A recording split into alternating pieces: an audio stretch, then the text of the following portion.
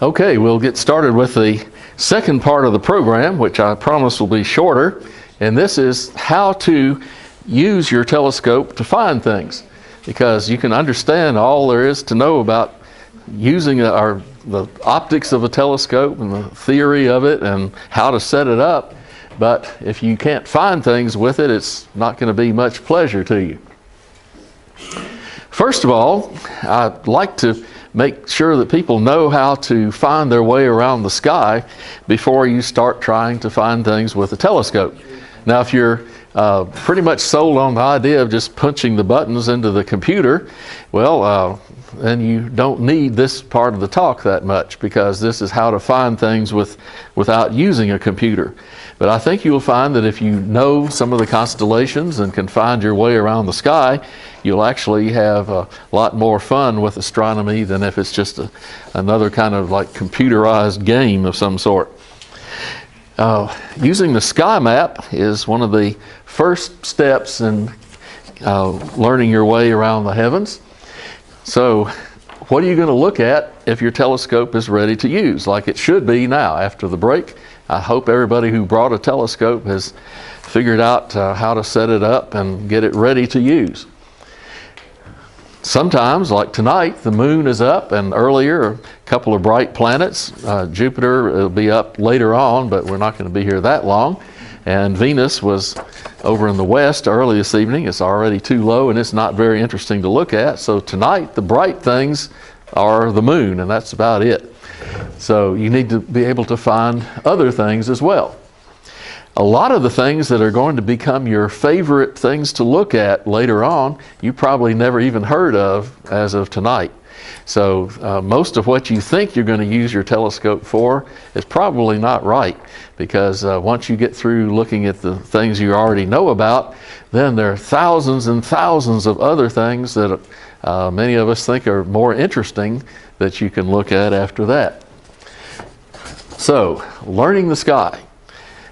You don't need to learn it all in one night. It's not like a linear thing where first I've got to learn all 88 constellations before I can find anything. That's not true.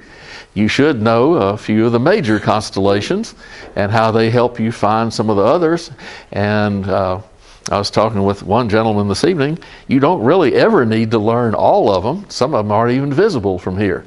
And the ones that only consist of 2 stars generally don't have much in the way of interesting objects in them. You can just let them go. So use a low detail sky map to learn the major constellations, and what you've just been given is definitely a low definition, a low detail sky map. There are only a few hundred dots on this, and it doesn't even include all the things you can see with the naked eye, but it's got the most important things. We always have sky maps at every meeting. However, if you want to get a complete set of sky maps, one way to do it is to get the Messier guidebook that we have. We'll go over that a little more later, but these Messier guidebooks have a complete set of the monthly sky maps in it, January through December, along with a guide sheet at the beginning that tells you when to use each map. Now, that's not as obvious as it seems. You wouldn't use the February map all night long tonight. Before sunrise, you may be up to the June or July map. So depends on the date and the time. So where the date and time intersect, that tells you which map to use. So that's something that you would get. Pardon me? Does that change by year? Or is that No, that's the same all the time. Yes. Unless the year gets off, which it has done a number of times in the past, but we've got ways now of leap years and leap seconds and all kinds of ways to make sure that we never get off by more than a day, and that's not going to make any difference. Because, we can't add a quarter of a day in anywhere, or, noon would be at 3 in the afternoon and that sort of thing. So with the present system, with a leap year every 4 years, not counting the hundreds of the centuries unless it's 400 years, then we stay pretty much on track. So this will be good forever, at least as long as I plan on being around. Okay, the circle around the edge of the sky map represents the horizon. And the four main compass points are indicated. You can see north, east, south, west. The very center of the map is the zenith or overhead point. Should be pronounced zenith, but when they had the zenith televisions and everybody started calling them that, the pronunciation of the word kind of changed, and it's a losing cause and not that important to get it right. So zenith or zenith, as you prefer. You'll notice that some of the names on the map are all capitals. Those are the constellations. The ones that start with capitals and switch to lower cases, those are the brightest or most prominent stars. You'll notice that when you're looking at the map, if you put the north at the top and south would be at the bottom, then west is on your right and east is on your left, which is backwards from a map of Tennessee. You know, the east and west would be switched. That's because this map is intended to be used overhead. So if you put north in front of you and south behind you, then east is to your right and west is to your left. So the map essentially is an overhead map. Now, that's not the easiest way to use it. Normally we look at one particular direction at a time, and unless you've got fisheye glasses on or so, you can't see the whole sky at once anyway. So if you are looking towards the north, you hold the map with the north side down, and then everything that corresponds to this lower part of the map is what you would see in the north part of the sky. And if you turn around to the east, hold the map with the east side down, you see Leo the lion coming up on the map and in the sky over towards the east, and so on. So whichever direction you're facing, hold the map in front of you with that side down.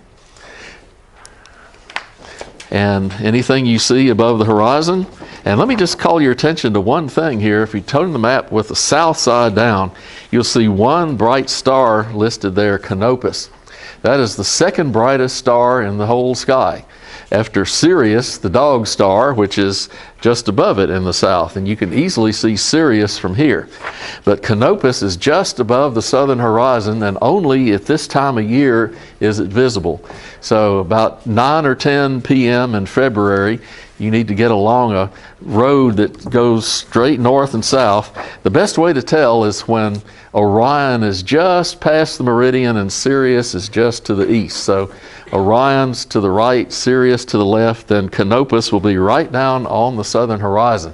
And we've seen it when we're out observing a number of times, but never more than once. Next week it's gone. So give it a shot and you'll see the second brightest star very close to the horizon. It has to be really clear all the way down to the ground, little ground fog and stuff, and it's gone.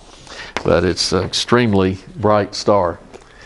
It's one of the few, remember I said some bright things have a negative magnitude. It's one of the couple that does, Sirius and Canopus. Okay, learn the major constellations first. There's nothing more major than Orion. If you hold the map with the south side down and look up about 2 or 3 inches, you'll see the constellation Orion with the easily identified 3 stars in a row that represent the hunter's belt.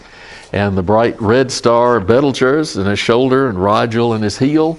If you aren't aware of the idea that stars come in different colors, just look back and forth from Orion's shoulder to his heel, and you can easily see the difference in the reddish and bluish stars. Now, they don't look like Christmas lights. They're not that exaggerated, but they definitely have a hue to them that indicates their temperature. And if you need to prove that to anybody that stars come in different colors, show them Orion, the 3 stars in his belt, the red one and the blue one. And that will be a good place to get them started. Notice that Orion's belt, if you point down to the left from it, points pretty close to Sirius, the brightest star in the sky. People call me this time of year, they've discovered a UFO. When Sirius is coming up and it's close to the southeastern horizon, it's so bright and it shines through ground fog and dust and buildings and things. It changes colors. It just sits there and twinkles all different colors because it's so bright and its light gets refracted. So, but that's Sirius, and you should be able to find that with no trouble at all. If you follow Orion's belt the other direction, over towards the west, it points pretty close to Aldebaran, a reddish star, and the eye of Taurus the bull is the bull's eye. You can see that sort of V-shaped group that it's in indicates the face and horns of the bull. Let's see, what else is another good important thing that we can get from Orion? You know, just straight north of Orion is Gemini, the twins. Just follow up the whole length of Orion from Rigel through his belt, up through his shoulder, Betelgeuse, and you'll run into the twins, Castor and Pollux, two bright stars side by side, and then a very nice constellation to go with them. So that's what I mean by learning the sky. Be able to do that, not find every little thing that's there. You know, like down in the southeast here, Pyxis. Who in the world gives a flip about that? It's like 3 4th or 5th magnitude stars that are just barely visible and nothing really in the constellation. You can let that one go. Over towards the northeast, early in the evenings now, the Big Dipper is coming up again. Ursa Major, the Great Bear, and the bright part of it, the 7 bright stars of the Big Dipper. And the 2 pointer stars of the Big Dipper at the end of the bowl that point towards the North Star. A lot of people think the North Star is the brightest star in the sky. It comes in at about 26.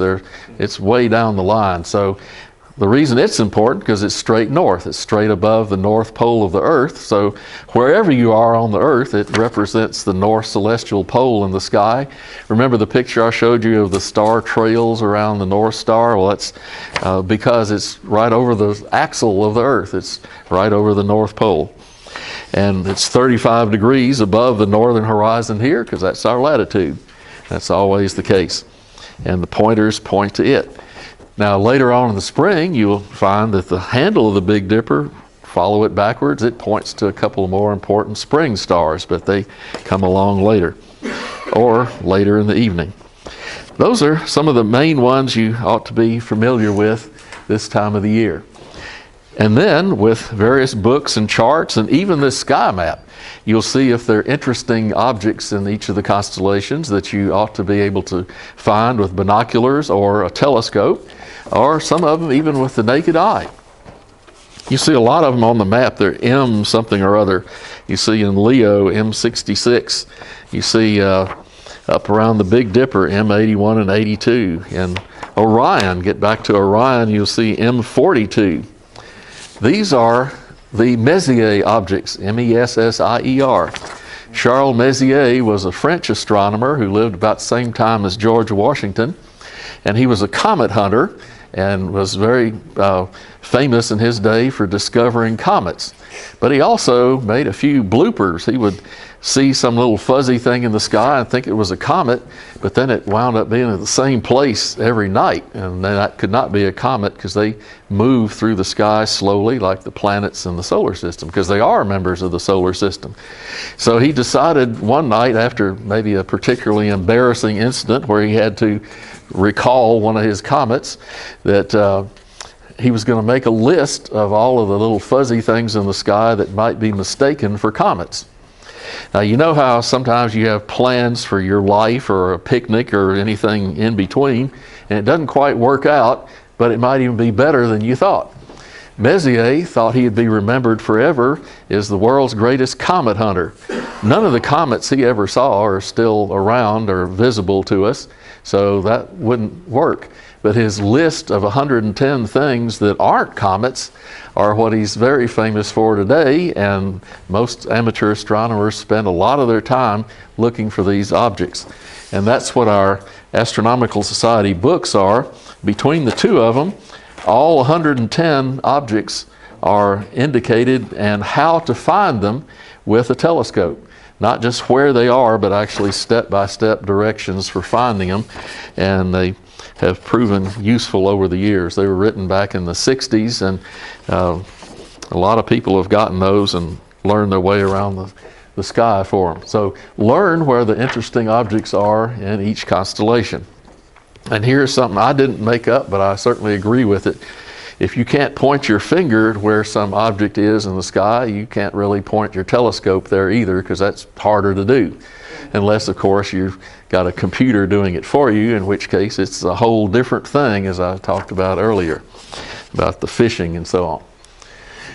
Okay, finding objects with your telescope. For one thing, it's not just ridiculously simple. You can't just set it down there and look at an atlas of the sky and say, well, I'm going to find the antennae galaxies and just point right to it. That isn't going to happen. You have to work your way up doing easy things first and getting where you find more and more challenging objects, and eventually you'll learn your way around the sky. But that's going to take a while, years maybe. Almost anything worthwhile takes effort. Otherwise, anybody could do it and it wouldn't be worthwhile.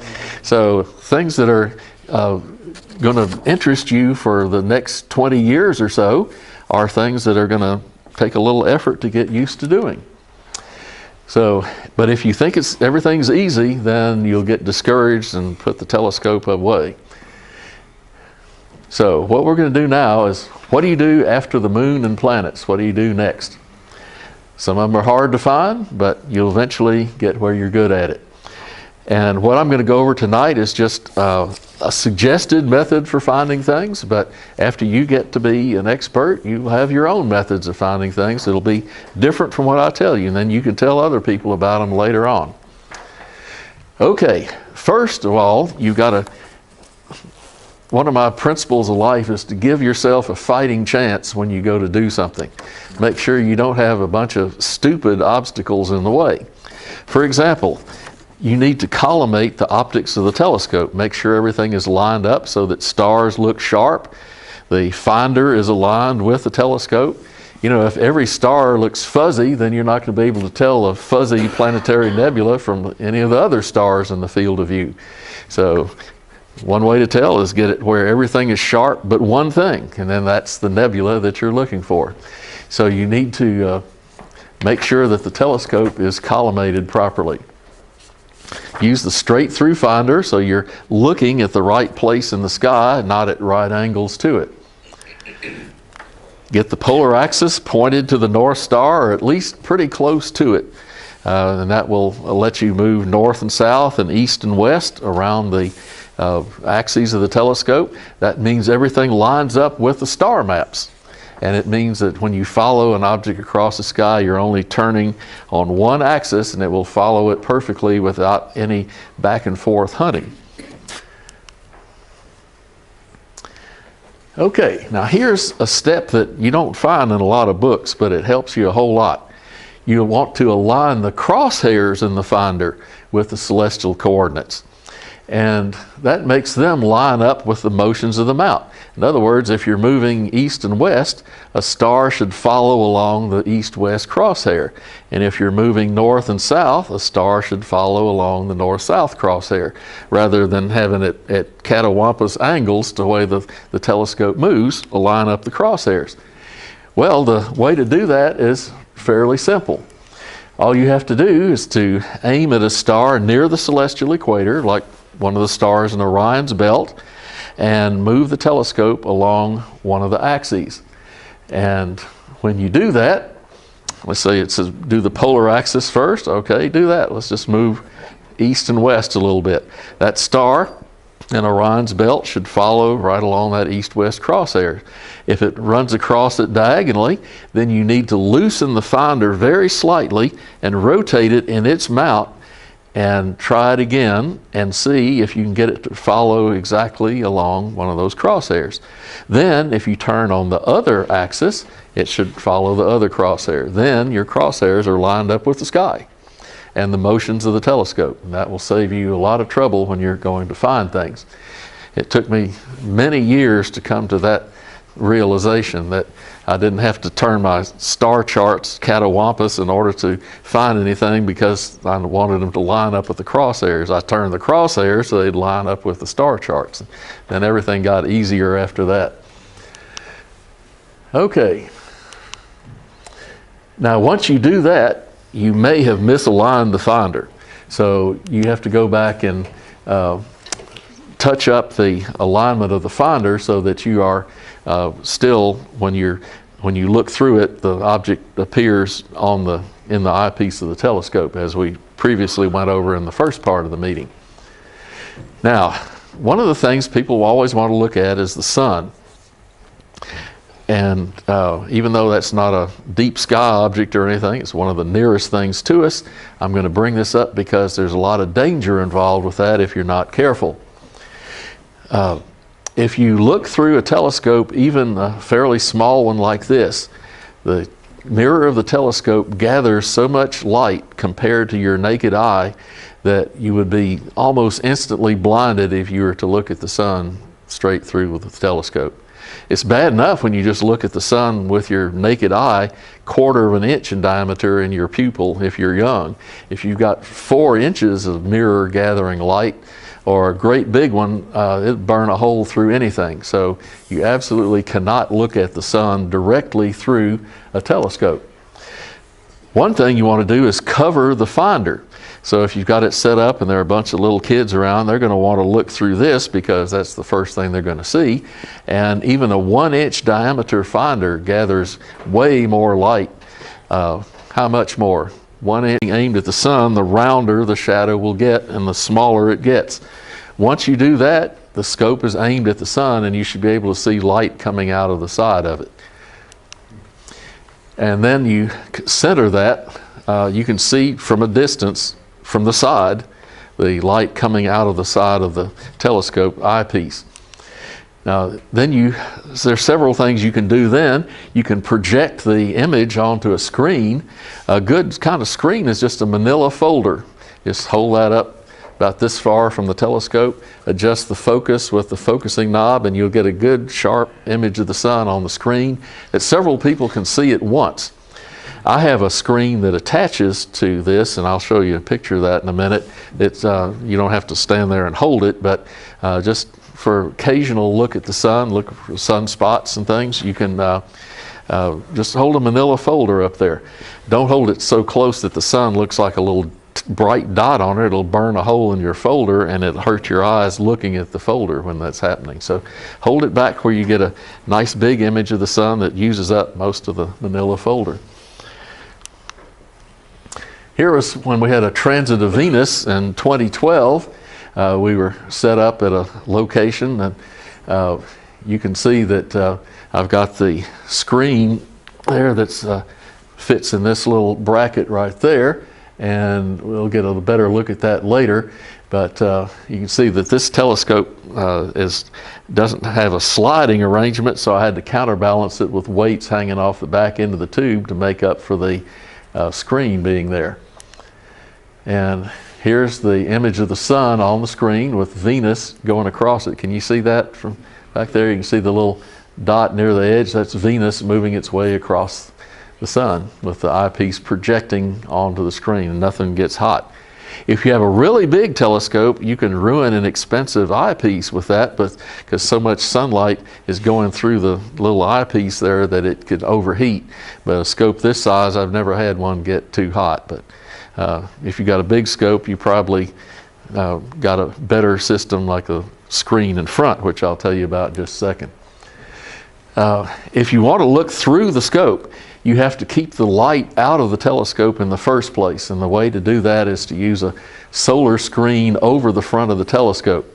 If you don't have one and you don't want to buy one, President Rick will be glad to show you how to make one, and he's done that as a demonstration at meetings on a couple of occasions. But he will help you get a solar screen, and I would imagine many of you are going to want to have that ready for the eclipse coming up in August. So observing the sun will be something you're going to want to do, but you want to do it safely. The number one thing is never use a filter that fits into the eyepiece of the telescope. If one of them came with your telescope, I strongly recommend that you set it down in your driveway and get a hammer and pound it into a zillion little pieces so you're not tempted to use it. They absorb all the sunlight, leaving a safe amount going to your eye until it cracks. Because all the heat concentrated there in a little disc of dark blue glass, that's what they usually are, will eventually crack that from the heat from the sun. I saw that happen once.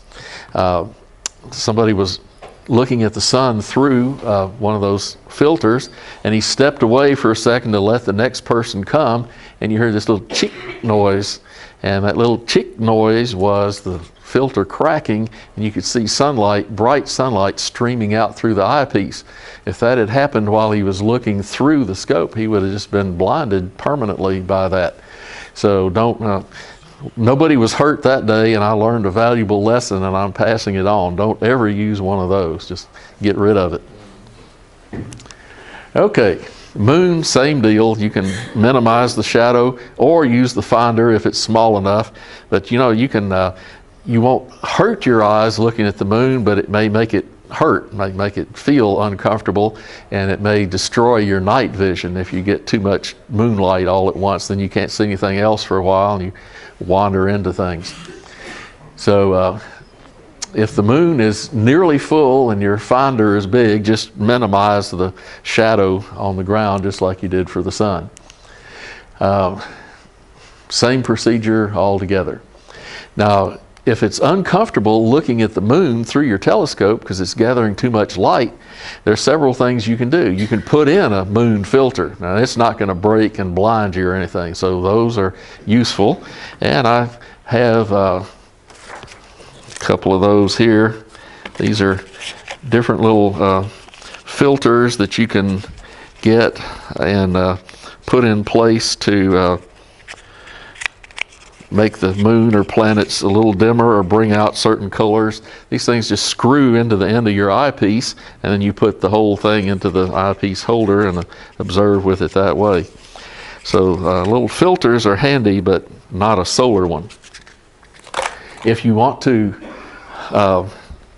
look through without a filter, changing the color or anything, you can always put a piece of cardboard over the front end of the telescope with holes punched in it directly opposite. That lets you use the whole aperture or width of the telescope for the same resolving power and acuity of the image that you would have if you used the whole thing, but it makes it much dimmer. So just fit a piece of cardboard around the top of the tube, take it off, and punch maybe an inch diameter hole near one edge and one near another edge. You might even put 3 or 4 in there, depending on how bright you want the image, but that lets enough light through to see it and still uses the full width of the mirror. So that's a good way to observe the moon. Okay, naked eye stars and planets, like you want to look at Jupiter or Venus or Sirius or anything like that. Always start with your lowest power eyepiece first. Okay, pop quiz. Which one is the lower power eyepiece? This one or this one? This one right here. The longer focal length gives you, remember that's in the denominator, that gives you the lower power.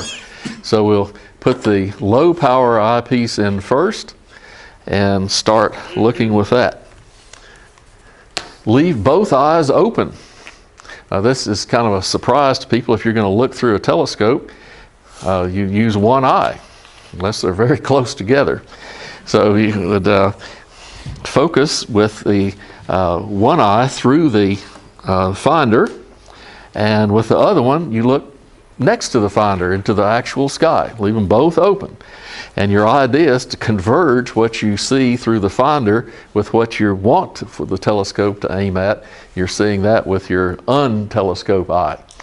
So usually one of your eyes is dominant. The one, if you really want to look at something up close, you have a favorite eye, and you probably know which one it is. Use that to look through the finder, and the other one to look around it. So you move the telescope around so that the object in the sky that you see with your naked eye moves towards the finder. It's actually the other way around, of course. You're moving the finder towards it, but it's going to look like it's moving towards the finder. Okay, here's an example in the sky.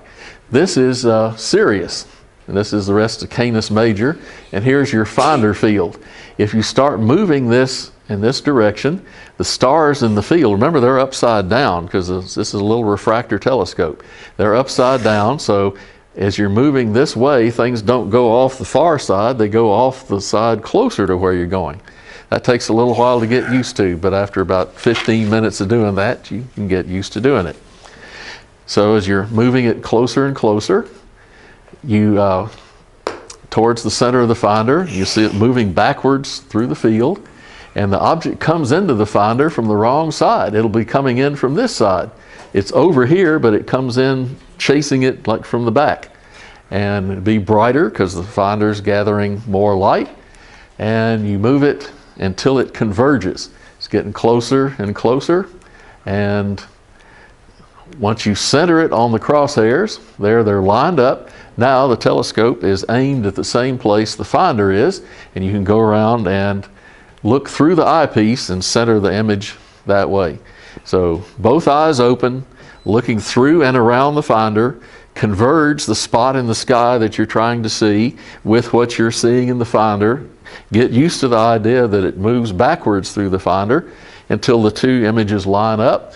Then it will be in the eyepiece if the finder is lined up. Okay, at that point you have found the object.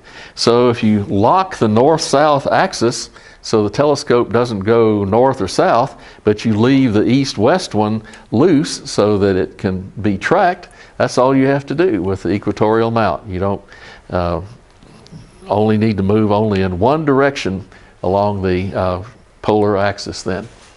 Then if you want to increase the magnification, like with this eyepiece, you'll see the whole moon in the field of view. If you want to focus in on part of it, then you pull this eyepiece out and maybe put in the 3/4 inch or the 1/2 inch or a Barlow lens that doubles or triples the power, and then the lens. You know, there are all kinds of things you can do to increase the power after you've found it.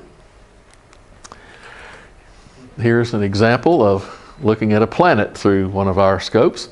In fact, this one was taken by Freddie Diaz in the back row there. One of our members took this picture of the planet Mars, which I can tell you, as long as I've been in this, like 60 years, this used to be better than anything you would see through the pictures taken with the Mount Palomar telescope. And now Freddie has surpassed that with his. Which scope did you use for this? The C8. The 8-inch 8-inch Celestron, similar to this one. That's all it takes to get that kind of view. Now it takes some experience to get the picture of it, but you can see this through your scope. Okay, naked eye Messier objects. Now a lot of these things are easily visible to the naked eye, and you just use the same procedure. Use both eyes, just like you're finding a star or planet. Both eyes converge the images onto the crosshairs, and there it'll be.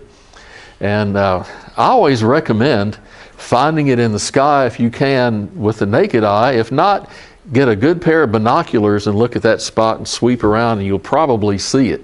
Then once you've seen it with the binoculars, you'll probably continue to see it with the naked eye, and it makes it so much easier to aim the telescope and finder there if you have a kind of a preview of what it's going to look like through the binoculars, because binoculars and finder give you a very similar view of the sky. Then same kind of procedure, and here's some examples of ones that are visible, these two in the winter and these in the summer, and then another one in the winter. Those are examples of Messier objects that are easily visible to the naked eye. Here's the Beehive cluster in Cancer. That's on your map. If you look, remember where Gemini was, just north of Orion? Find Gemini just north of Orion on the map, and then Leo coming up in the east. Between Gemini and Leo is the little constellation Cancer, which is a very uninteresting constellation, except that the Beehive cluster is right in the middle of it. It's listed as M44 on your map. So that's easily seen with the binoculars, or easily with the telescope once you see it in the binoculars and know what you're looking at. The Pleiades. Everybody has seen the Pleiades. A lot of people think it's the Little Dipper because it's kind of dipper shaped. I call it the Little Bitty Dipper because we've got the Big Dipper and the Little Dipper in the northern sky, but the Pleiades is very easy to find with the naked eye and with the binoculars. And actually, with binoculars or through your finder is maybe a better view than with the telescope, because it's so big that it may not all fit in the eyepiece field of view. You have to kind of sweep around to see all of it. If you're in a really dark location, you can see the nebulosity here. See that kind of bluing stuff around it? That's actual gas clouds surrounding the stars there, and the light's reflecting off of it. The hot blue stars make the nebula around it shine by reflection. If this reminds you of a Subaru emblem, that's because it is. Subaru is the Japanese name for the Pleiades, and they adopted this little configuration as their emblem. Gemini. Notice how much more detail is in this sky map than the one we handed out. Now this is not considered a really definitive high resolution sky map. This is the next step up that you ought to get involved with after you get through with a one-page sky map. This is a Nortons star atlas. They're still available through eBay, and occasionally you can find one for sale, but there are ones like this available, and they have a lot more stuff on them. One of them is M35, a little open cluster of stars right by Castor's foot. Right about, you can picture him kicking a football, and right about where it would contact his instep here is where M35 is. You can see it with the naked eye. You can easily see it in binoculars, but it really looks nice through a telescope. And close to it is another little cluster that's way off in the distance, but it's in the same field of view that you'll see when you find M35. The double cluster in Perseus, one of my favorites in the autumn sky, you find it from Cassiopeia. Looks like a big W over in the northeast in the autumn skies. Just look down here, like these are the top points of a V. Just come down to this point, and you'll see a couple of little fuzzy spots in the sky. Really good in binoculars, but it's a fantastic thing to look at through a telescope. You can see most of them are blue giants, and a few of them have evolved into red giants. You can see them scattered throughout. 2 for the price of 1. A nebula. Nebula is the Latin word for cloud, and these nebulae are gas clouds in the sky. The biggest and most famous is the one in Orion, M42. It's on your sky map. If you find Orion's belt and go south towards Rigel a little bit, you'll see a couple of little things there, and M42 is listed. It's in Orion's sword. If you look at Orion's sword with the naked eye or binoculars, it looks like 3 vertical stars compared to the horizontal ones for his belt. And the middle one, you can tell there's something weird about it. It's fuzzy looking. It doesn't look like a star.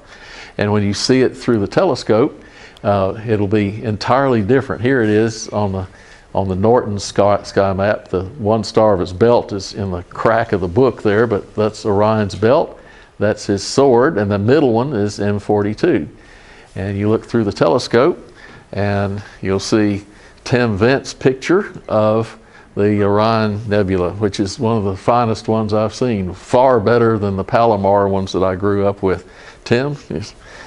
Yeah, so see, these are things that are within your realm of possibility here. All of these people started out where you are tonight and can do things like this. So. A galaxy, M31 and Andromeda. Just like the Milky Way, except probably twice as big, 2.5 million light years away. So when you look at it, you're seeing light that started towards us long before there was anybody here on the Earth to see it, 2.5 million years ago. In the constellation Andromeda, it's on your star map. Now, the Pegasus part is not, but you can see Andromeda over in the western sky.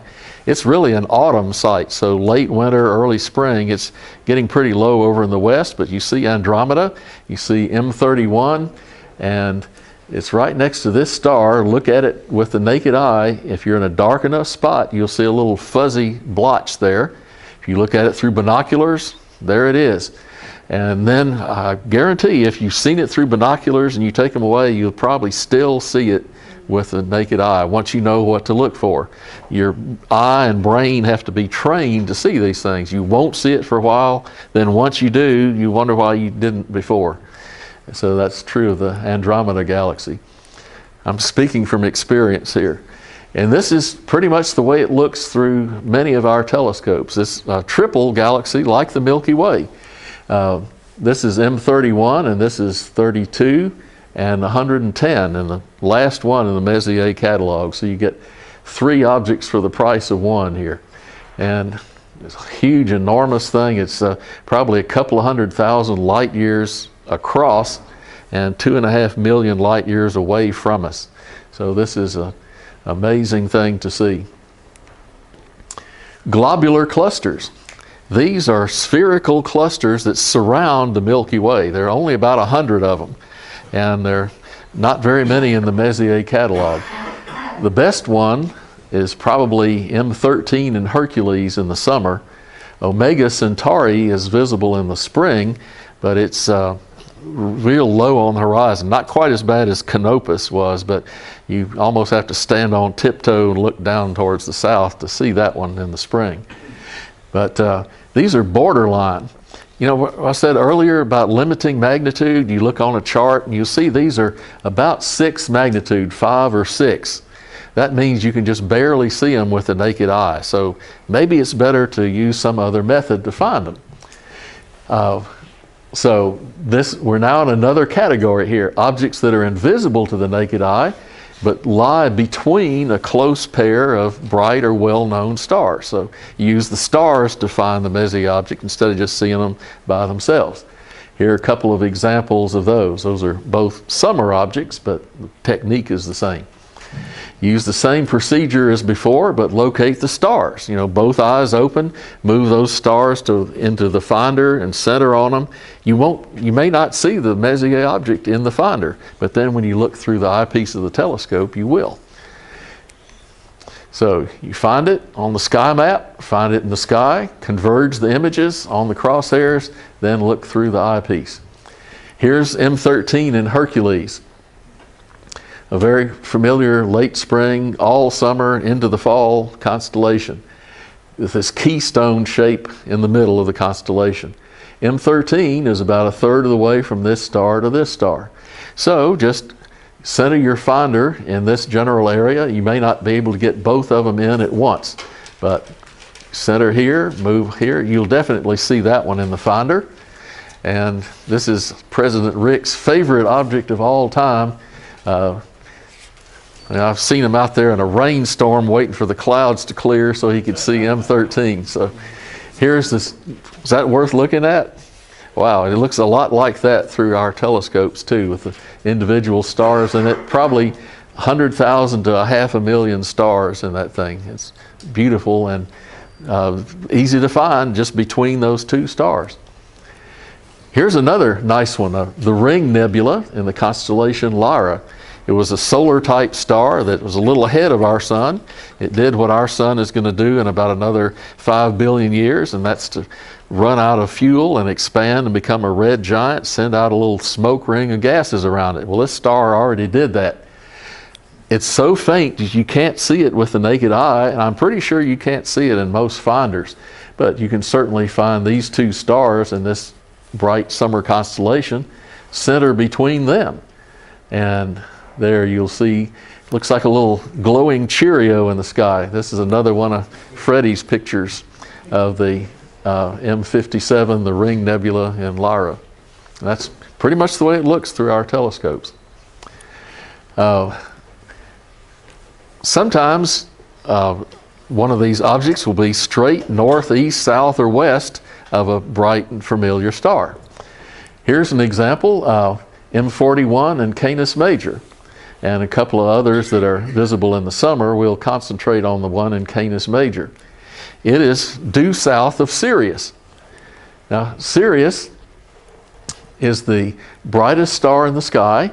You should be able to find it and center on it through the low power eyepiece in the telescope. Here it is on the chart. Here's Canis Major, there's Sirius, here's M41, and as you can see, it's directly south. So once you get Sirius in the eyepiece, then all you have to do is move straight south while you're looking through the eyepiece. Forget the finder then. You found Sirius, go straight south, look through the eyepiece, and it will pop into view. And this is very easy. Lights around you or clouds, you're not going to see anything else. So start with Sirius, go straight south down to that.